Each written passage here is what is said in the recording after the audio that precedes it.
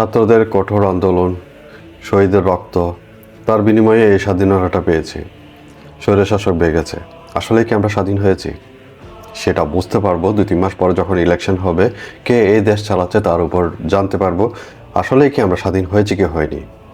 কারণ 20 কোটি জনতা এখন চায় না যারা পুরনো এ দেশ চালিয়েছিল, পুরনো দলগুলো, তারা আবার ফিরে আসুক।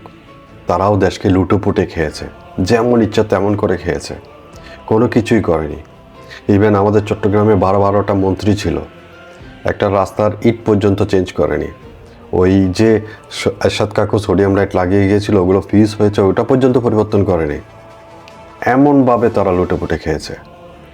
আর আমরা 20 কোটি জনতা, আমরা তো নালা নর্দমা থেকে উঠে আসিনি।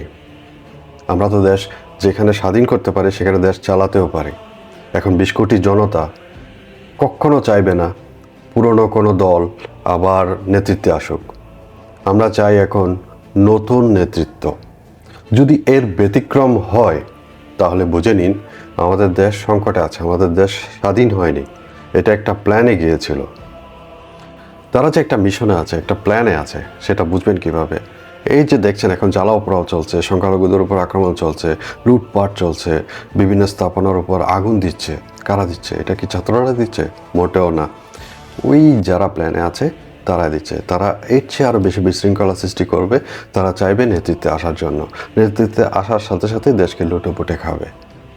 যদি নতুন নেতৃত্ব আসে দেশে তাহলে বুঝে নিন দেশ ঠিক আছে। যদি নেতৃত্ব নতুন না আসে, পুরনো কেউ যদি এসে এটা বসে যায়, তাহলে বুঝে নিন আমরা এখনও পরাধীন, স্বাধীন হয়নি।